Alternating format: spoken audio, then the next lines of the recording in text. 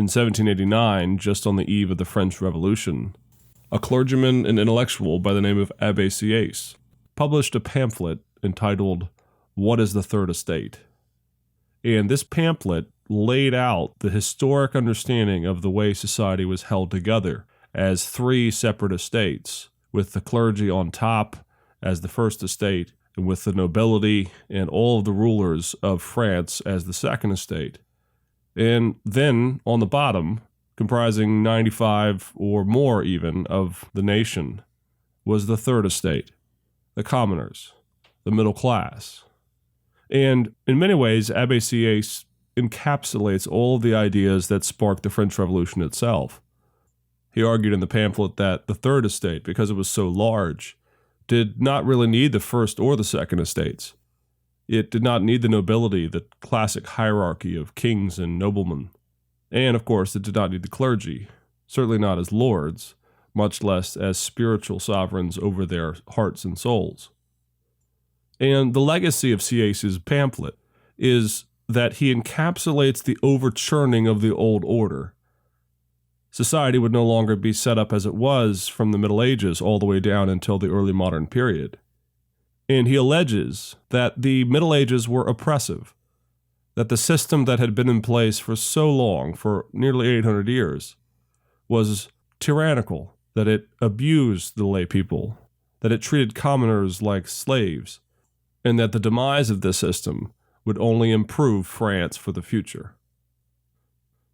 In this lecture, we're going to go back into the Middle Ages and look at the three estates. How did they come about? What was their intention? And what role did they serve in shaping the medieval church all the way down until the modern world? And as we've already seen, from about 900 until 1000 AD, Europe went through a stage of fragmentation. The Roman Empire had collapsed in the mid-5th century, and the reigns of Charlemagne and his successors had attempted to restore some level of the order and the prestige of the Roman Empire within their realms. And that, of course, led them to call their kingdom the Holy Roman Empire, even despite the fact that it had not a bit of Romanness within it at all. Still, it speaks to the way in which Europe still viewed itself in the late antiquity period.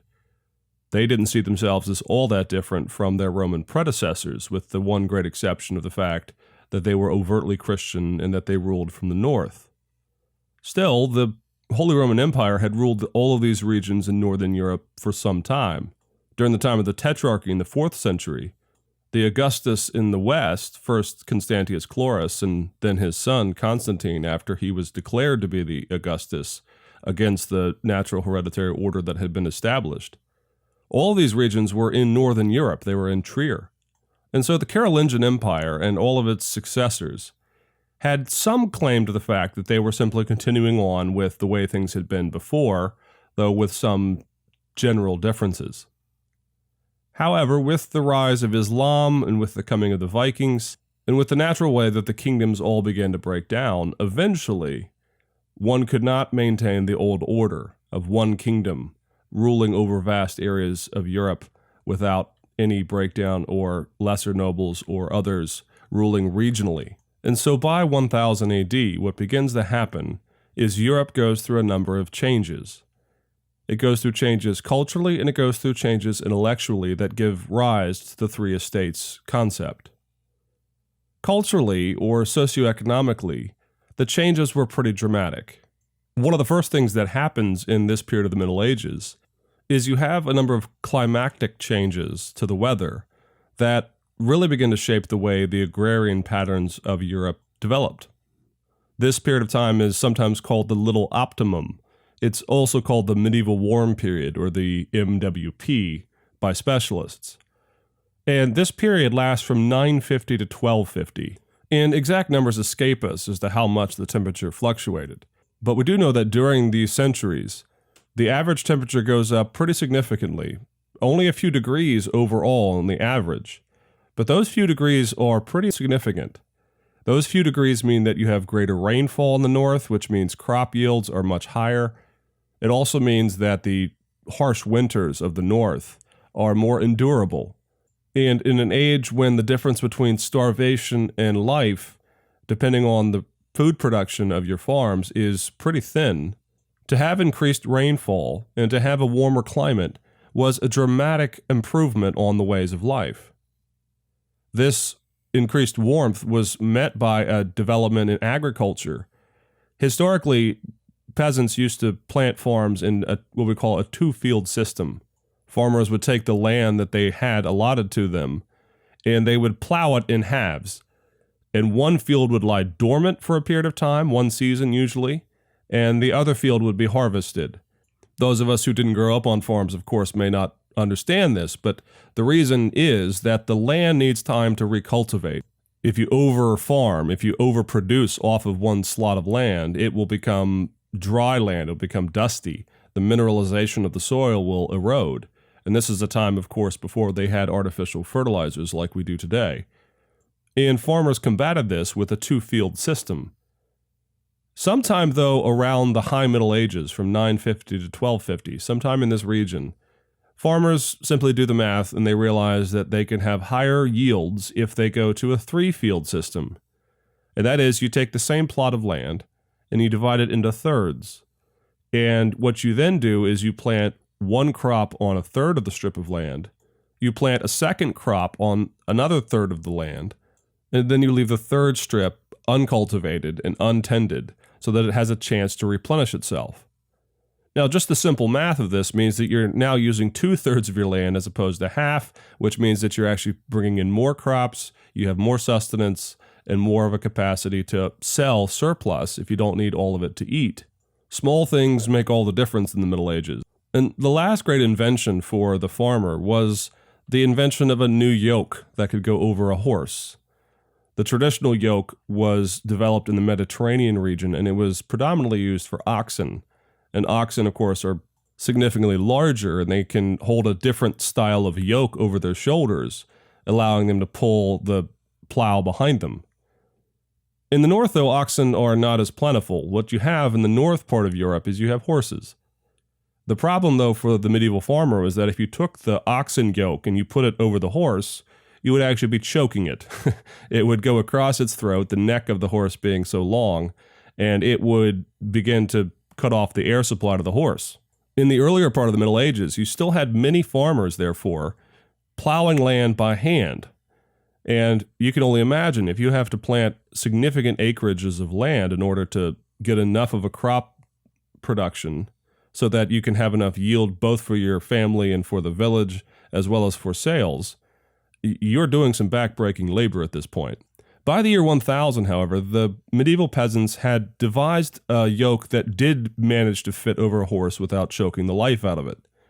And this yoke was a significant improvement. Suddenly, the natural labor force of the animals of the northern part of Europe could be leveraged. And so by the year 1000 and on into 1200, you have a significant improvement on the quality of life for the average commoner. Still, it was not all good times for the medieval commoner. One of the enduring legacies of the Roman world was the fact that it relied so heavily on slave labor. Many historians have pointed out that much of the reason why Rome engaged in so many wars around the country was due in large part to the fact that they needed a continuous supply of slave labor, and the best way to get slaves is to conquer foreign troops or foreign areas and then haul off the able-bodied slaves from those regions back to the Roman world. And in Europe, the slave market in general dies out as a result of the collapse of Rome. But what happens is the common folk, the lay folk, the peasants, end up being transferred into sort of a soft form of slavery. And that form of slavery is serfdom. Now, we can't equate the two. Roman slavery was a harsh reality. You often did not have much of a life expectancy in many cases if you were put out on a really harsh plot of land and given a harsh taskmaster under a Roman ruler. Still, the medieval peasant, the medieval commoner, eventually came to be tied to the land. Similar changes were happening amongst the nobility. If you go to the early Middle Ages, from, say, 550, a century after the fall of Rome, and carry it forward into the 900s, you do see an emergence of a warrior class that we would eventually come to call knights. You also see an emergence of people who were significantly wealthy, having fought their ways to dominance over certain areas of land. And these nobility, these warrior classes, become the nobility. They become kings, or at least the barons and the duchies and the orders that rule over vast areas of land. Now, for a long period of time, from, again, the fall of the Roman Empire up until maybe 1000, as a general mark, what happens is the order of the nobility and of the warrior classes was pretty fluid.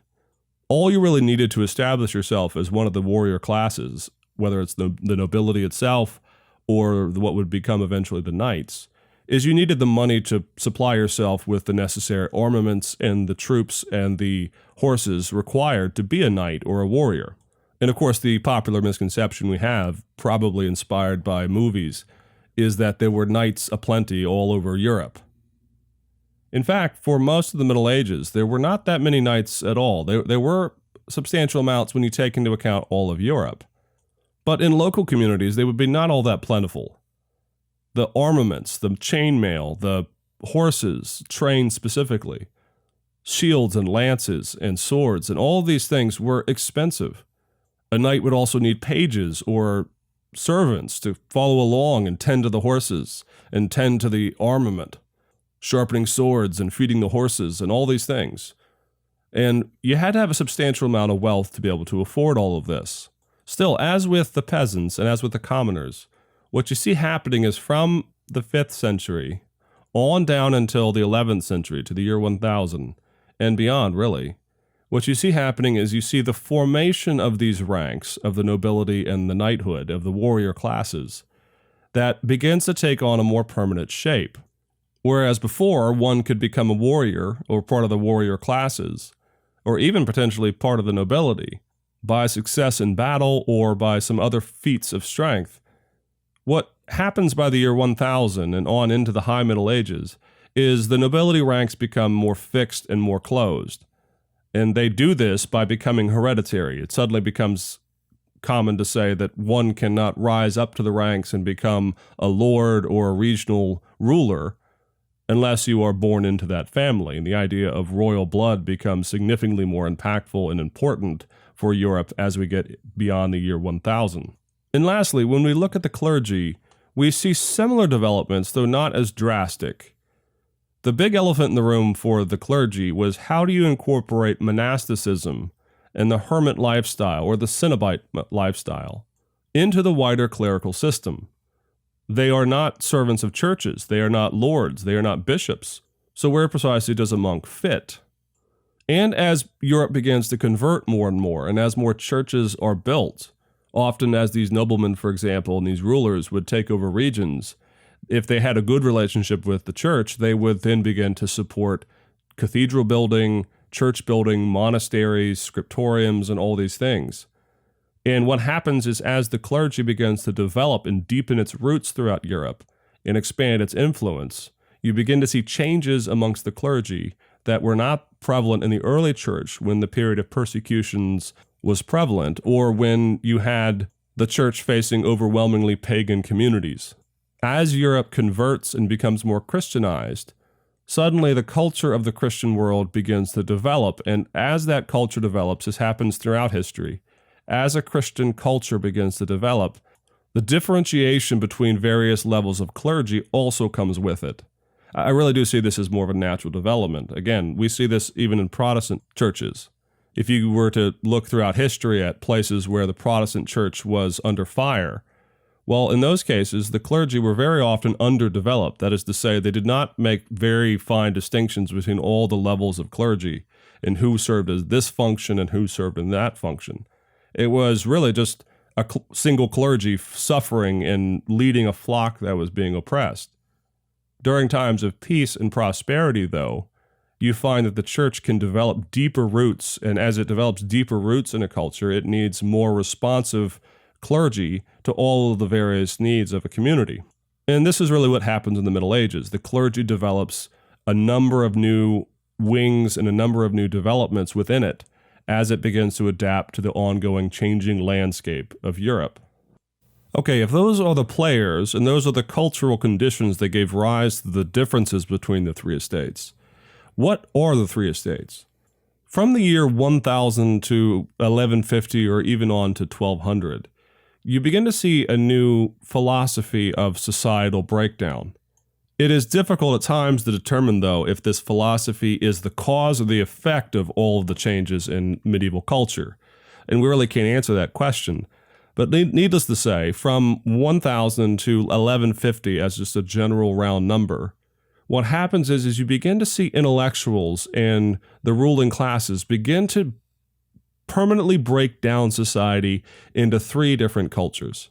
And they refer to these as the three estates, or as it would eventually come to be called, the estates of the realm. And all this means is that there are three categories that you can find yourself in. You can find yourself in the top first class, the second class, or the third class. And the way this is often remembered, or as it's recalled, is that you can either be one who prays, one who fights, or one who works. Which is to say, you could be a member of the clergy, you could be a member of the nobility or the warrior classes, or you can be a commoner. Now, this isn't just a breakdown of a simple variation. Of course, it's not a matter of just what they do. Rather, what happens is as the philosophy of the three estates, or the estates of the realm, begins to develop, eventually what happens is you find yourself permanently assigned to one of these categories. It was not uncommon, for example, to believe that God had preordained these three estates, that he had set this up as the proper governing natural order of the world. And therefore, to try to usurp the order, to attempt to move from a peasant or a commoner, let's say a commoner becomes wealthy, becomes middle class, and then becomes a merchant and accrues a great deal of wealth.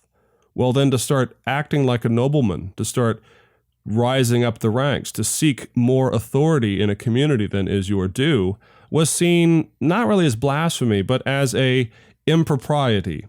It's seen as prideful usurpation of the way God had established the world. Now, of course, if you are a king, if you're at the very top of the noble ranks, very often you would resist the idea that you were just simply part of the second order of the classes.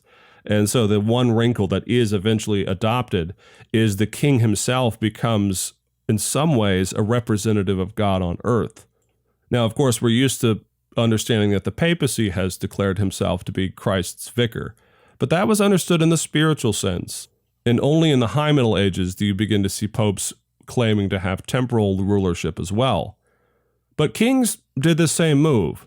As they looked at the three estates, and as they got concerned that the nobility was going to maybe usurp them, was maybe going to challenge their authority, what you begin to see is kings begin to describe themselves as outside of these three estates. However, for just about everyone else, if you're not the pope, if you're not the king, you find yourself in one of these three estates. Okay, so let's go through the three estates and talk about some of the changes that went on during the Middle Ages as they shaped each of these groups. The first group we want to look at are those who worked. The third estate, those who were at technically the bottom rung of society. Now, it has always struck modern ears as a bit strange that those who make up 90 to 95% of a nation are seen as somehow the lower rank.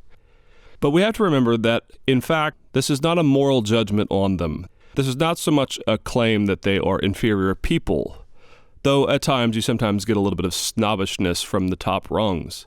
But rather, the third estate is seen as a category of work. What do they do with their lives day in and day out? And of course, the third estate, what they do with their lives mostly is they work. Now, as we've already mentioned, from the transition from the late antiquity Roman period into the Middle Ages, what we see happen is a number of developments from Roman slavery into medieval serfdom. And we've already noticed that, in fact, serfdom has similar elements built into it. Constantine, in fact, in the 4th century, actually issued a decree declaring that peasants, that the workers on the fields, are tied to the land. That is to say, they can't leave. There is no mobility for them. They cannot pick up and find work elsewhere if there happens to be higher wages. There are no migratory work patterns then in the late antiquity period.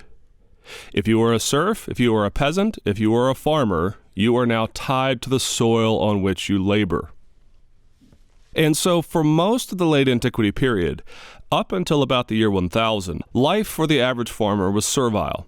You raised crops, you served in the land, you tried to get enough to feed yourselves, and then a portion of it always went to the lord of the manor, the family that owned the estate. Now, there are all kinds of shadings and nuances and differences and varieties of this throughout medieval Europe, particularly over the centuries. And it's a bit of a problem to try to categorize all of medieval life at the lay level in one simple phrase or one simple category. But we have to sort of get a taste of what it was like. And so for the average person, in the vast majority of cases, lay life at the ground level was toil. It was labor. It was intensive. It was challenging. By the time you get to the year 1000, however, we begin to see some differences and some developments within the Third Estate that are positive developments for the history of the West. The most important development that we see happen is we see the rise of the middle classes, or at least groups of people who break away from the land itself, who accrue a certain amount of wealth for themselves and a certain amount of luxury and prosperity. And because of that, they are no longer bound to the land or to the lordly manors that had dotted all of Europe for most of the late antiquity period up until the early Middle Ages. And so by about the year 1000, and certainly on after that, into the High Middle Ages, we see the rise of a group that we could generally call the burghers. Now, that's a German title. It's certainly not something we would categorize as French and English culture, but there are varieties of that in other countries as well. But we'll call them burghers for right now. But the burgher classes are a group of people who begin to separate themselves from the lower rung of the peasants. And within that societal strata, within that group, you see all kinds of work patterns and developments and trades develop that actually allows for more serious accrual of wealth and prosperity that leads to all other kinds of benefits with it as well. And within the development of that societal strata, we begin to see all kinds of developments in terms of the economic prosperity of these folks that begins to move them up the rungs of society. We see groups develop that are artisans, merchants, professionals of all kinds. These folks are generally not tied to the land itself, but rather are some of those who purchase from farmers and peasants out in the fields, and they themselves are predominantly urban. Now, this group will become a problem for the noble classes as the centuries wear on and as we get to the early modern period. One of the big problems, for example, is that once an artisan or a merchant or a banker or someone of substance rises up in wealth to the point that they are significantly wealthy, sometimes even being quasi-noble in terms of the wealth that they have accrued, what you see begin to happen is the noble classes institute what we call sumptuary laws. And most students of history find these laws to be kind of strange. Sumptuary laws limit, for example, the color of cloth that you're allowed to wear, or the quality of fabric you're allowed to wear. They limit how much food or the quality of food that you're allowed to eat. And they seem to sort of tamp down excess. And a lot of people see in this a puritanical desire to keep people frugal and to make sure that they don't eat too much and get fat and lazy. Is often what is happening in sumptuary laws actually is the nobles themselves are very much used to a certain quality of life. They have certain fabrics, certain colors that are very challenging to make, and they like these for themselves. They like these as things that mark them as nobles. And they don't like to see the middle classes or the upper middle classes rising up to their rank and wearing the things that they wear, eating the things that they eat, and, at least for the lay people, confusing who's really in charge here. One of the great examples of this is wearing purple or blue cloth.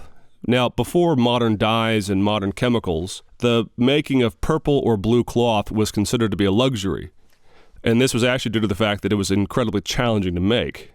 To make the purple cloth of antiquity, for example, there was a certain crustacean in the Mediterranean that had to be cultivated and harvested and then crushed to get the purple dye from them. And this is why so very often purple robes are associated with royalty. It costs so much to have this fabric that, in fact, to have it means that you have enormous wealth. Well, that transitions into the medieval period in Europe to wearing blue cloth. And so what you see happening is with sumptuary laws, the merchants and the middle classes and the artisans, those who accrue a great amount of wealth, are held back from confusing the orders. They need to keep their place. They need to remain within their third estate. They do not need to confuse themselves by what they wear and what they eat with the higher rungs of society. Moving up one rung to the second estate, when we look at the noble classes, it is important to note that, in fact, the noble classes are very much in flux. Noble houses really sometimes had troubles figuring out where they began and where the warrior classes ended. And, as we've seen, with Constantine and then on into Charlemagne's reign, and then afterwards in the Frankish empires, and in many other countries as well, what we see happen is a number of these dynasties, a number of these noble classes, these noble houses, begin to see themselves as somehow God's chosen vassal on earth. In other words, it's not just the Pope in the Middle Ages who believes that he has authority in the spiritual realms to govern and to guide the church and doctrine and these things. The kings, the rulers, the noble classes themselves see themselves as in God's place on earth as well. And what happens from about 1000 until about 1100 or a little bit beyond is you see the papacy and the noble classes, the first and the second estates, get into a number of turf wars over who has the right to do certain things. And so one of the things we see nobility trying to do is to control the church in their regions. Now, there are occasional small turf wars, but there are also some pretty significantly large and important turf wars between the papacy and, in some cases, the Holy Roman Emperor or the King of France, for that matter. And over this time, the papacy asserts a pretty radical position, which is, for the first time, the papacy, seeing itself as the first order of society, seeing itself as the high rung on the order in which God has established the nations, begins to tell the second order of estates that they do not have the right to do anything to the church, to church properties, or to the priesthood. There are actually a number of fights between kings and the papacy over who has the right to appoint bishops. And very often the papacy asserts an unqualified doctrine that the papacy itself is the only one who can control the church. And so as the Middle Ages wear on, this second rung of estates, the nobility, begin to assert their own authority in their realms. Within the nobility itself, however, we begin to see some developments. As we've already mentioned, at times in the Middle Ages, the demarcation between a knight and a noble was often very thin. Sometimes there was no differentiation at all. Those who went to war, those who were the comites or the duques of a certain ruler, would often be parceled out land after a certain conquest was achieved.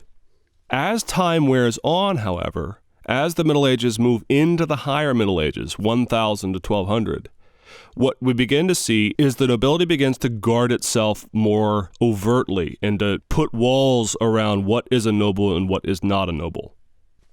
And so what begins to happen is the noble houses, who were originally warrior bands, warriors who had conquered certain regions for themselves, move from being more of a warrior class to being a noble class. We say sometimes in history that they move from being those who wear armor to being those who wear robes, those who are of the lordly estates with leisure and without the need to fight their own wars, but rather directing others to go out and fight on behalf of them. And lastly, when we look at the upper estate, the first estate, the clergy, we see a number of developments as well. During the higher Middle Ages, what begins to happen is that there are a number of tiers of clergy that begin to shape and develop within the Catholic Church itself. Of course, the glue that binds so much of the church together in the Middle Ages is the office of the bishop. The bishop is the supreme clerical jurisdiction in a diocese. He is over the priests. He is over all of those within a certain territory of land. But what begins to happen is the bishop and other higher clergy begin to separate themselves from what we might call the lower clergy simply by the fact of their power, their wealth, and their influence. In the Middle Ages, though, what begins to happen is bishops get wrapped up in the lordly offices of certain kingdoms. And what that does is it causes bishops and archbishops and other high-ranking clergy to take on elements of the noble classes that separate them not only from the clergy but especially from the laity. Well, as the Middle Ages wear on, you see the separation of the clergy occurring on a number of fronts. You see the bishops becoming more involved with statecraft, more involved with nations, more involved with politics itself. They increasingly find themselves more engaged at the first and the second level of estates, and less involved with the third or the lower estates. That is to say, the laity have very little interaction with bishops or the higher clergy. And this gives rise to a number of new avenues for ministry for those who can engage with the third estate. Monks, for example, despite the image that we sometimes have of them living in a cloister by themselves and having no engagement with a city or a society around them, in fact, very often were the people who did ministry to the laity. They had hospitals, at least a precursor to a hospital, where they would take care of the sick and the infirm. They would give out alms and money and all kinds of things to laity. They were the ministry of helps, we might say, in modern language. We also see the development of the lower clergy, the average parish priest, as being the one tasked especially with taking care of the laity, of taking care of those at the third estate level. Now, this is fine on one level, the idea that there are two ranks of clergy, those who engage at a high level and those who are in the trenches of ministry. But it's based on a bit of a faulty foundation. Simply because as the lordly spirituals, as those who are engaging at a high level, begin to separate themselves more and more from the average parish priest, the education and the quality of the parish priests in some countries and in some regions gets abysmally low. And it's that reality that the average parish priest in some regions and some countries is poorly educated and simply does not have the tools or the skill set or the education to really feed the flock and shepherd them well. What begins to happen is you begin to see some disgruntlement arise within the lay levels. And you begin to see, by the time you get into the later Middle Ages, a significant amount of concern that the clergy are not listening. In the end, the three estates form the backbone of life in the day-to-day existence of everyone in Europe. You were supposed to know your rank. You were supposed to know where you fit in God's scheme of life. And while it might seem oppressive to us, and it certainly was oppressive on many levels, the three estates is how medieval life functioned day in and day out in terms of one's calling.